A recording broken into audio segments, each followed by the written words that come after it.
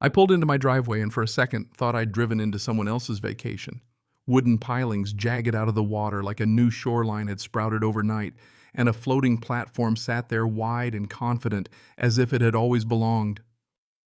I laughed once sharp and hollow, then felt the laugh die in my chest. Because that wasn't a mistake, that was my water, and someone had just decided it was theirs. I live on a narrow stretch of bay outside a little town called Harbor's Edge, Maryland, and for 15 years I thought the thing I liked most about this place was that nobody had tried to remake it. We bought the house because the shoreline was honest marsh grass mud at low tide, shallow water that rolled in and out like a slow, sleeping lung. No dock, no lift, no tiki lights, pretending the sea belonged to someone else's weekend. Claire used to joke that we owned the county's most boring waterfront, and she meant it as a compliment.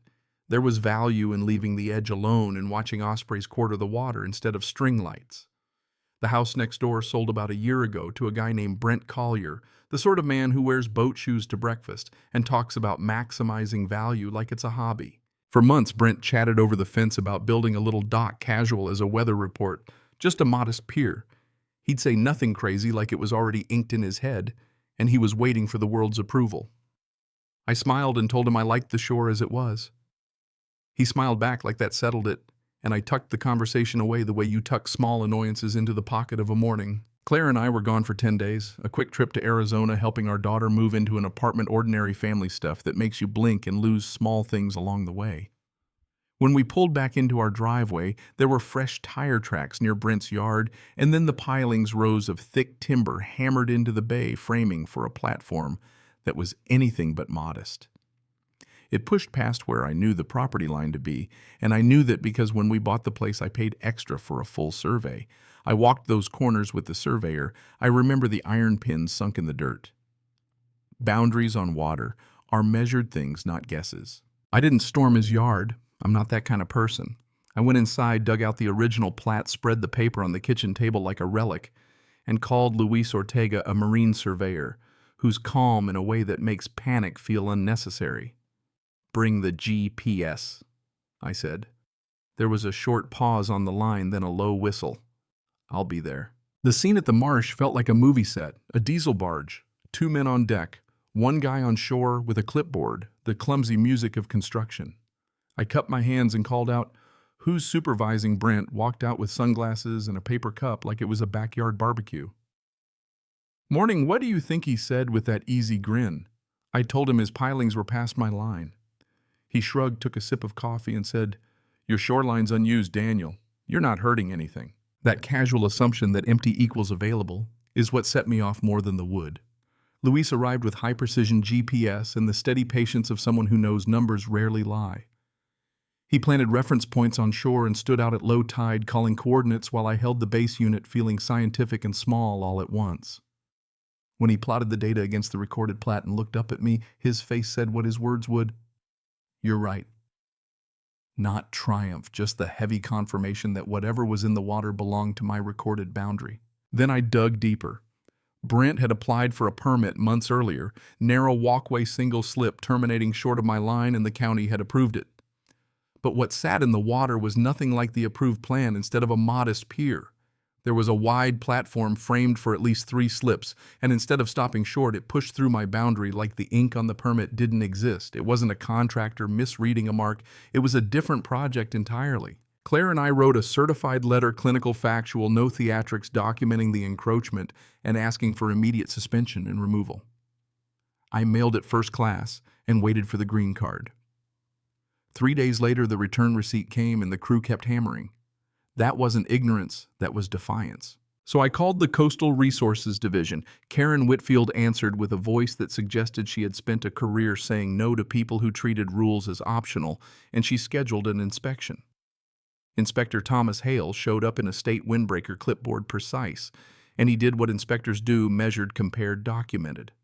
After 40 minutes, he climbed back on shore and said evenly, "This structure exceeds the permitted dimensions and extends beyond the authorized repairing area." He stapled a stop work order to a temporary post, and the paper flapped in the wind like a small flag. The crew packed up within the hour. A stop work order felt smaller in the moment than the paperwork that followed.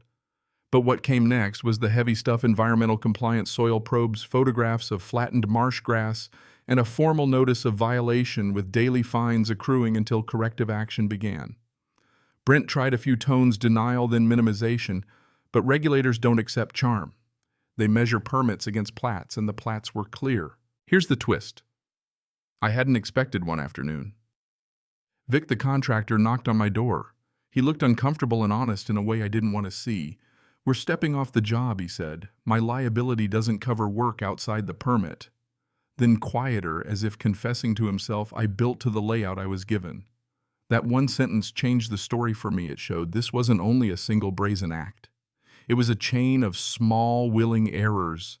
Stakes-driven plans handed over, people paid to look, and someone deciding it was easier to move forward than to ask questions. Once the violation landed, the unraveling was swift. Contractors vanished. The diesel barge disappeared. The confident platform started to look temporary. Brent filed an insurance claim, hoping to soften the blow. An adjuster came by and left with a polite shake of the head. Insurance doesn't cover deviations from approved plans. Within weeks, the county demanded full removal, not trimming back, not a compromise, but complete dismantling of all that extended beyond the permit, including every piling inside my boundary. Watching the pilings come out was almost poetic. Hydraulic pullers groaned and lifted each post, dripping mud and roots, leaving dark holes in the tidal soil. The floating platform was hauled away on flatbeds, beams, stacked and carted off like the props of a bad idea. Restoration crews replanted marsh grass under the watchful eyes of environmental officers, and an engineer filed a stabilization report to make sure the shoreline didn't suffer long-term damage. 6 weeks after the first hammer fell, I walked the edge at sunrise with my coffee. The water was smooth and uninterrupted, reflecting a pale orange sky. To a passerby, it might have looked like nothing had happened, but I knew better. There had been a battle of permits and pride, and the result was a restored shoreline and a very expensive lesson. Brent's final tab, demolition restoration engineering fines, landed well into 6 figures, far more than a modest, properly permitted dock would have cost. For me, the costs were quieter. Weeks of tension-mailed letters, awkward conversations at the mailbox. Brent looked at me differently for a while, like I was the villain who ruined his plans. But he never saw himself as a villain. In his head, he was improving his property, making smart use of idle space, and maybe in some small way, he still believes that. What surprised me most wasn't the legal outcome. It was how easily people justify overreach. It's unused, they say. Who cares about a couple feet? It's an attitude of entitlement, the idea that pushing hard enough expands your map. The lesson landed on me, not as a sermon, but as a small, cold revelation. Empty doesn't mean available, and silence doesn't mean consent. In a place where value is often measured in docks, and boat slips, restraint can look like waste, but restraint is a choice, and that choice can be the difference between stewardship and surrender. Neighbors split into camps. Some say I escalated, that I should have compromised to keep the peace. Others thank me quietly, saying letting it slide would have signaled that boundaries are flexible if you push. So here's what I want to leave you with, not as a lecture, but as a question to sit with. If you came home and found someone building on what you legally owned, even if you weren't using it, would you let it slide to keep the peace? Or would you draw the line knowing it might cost a relationship?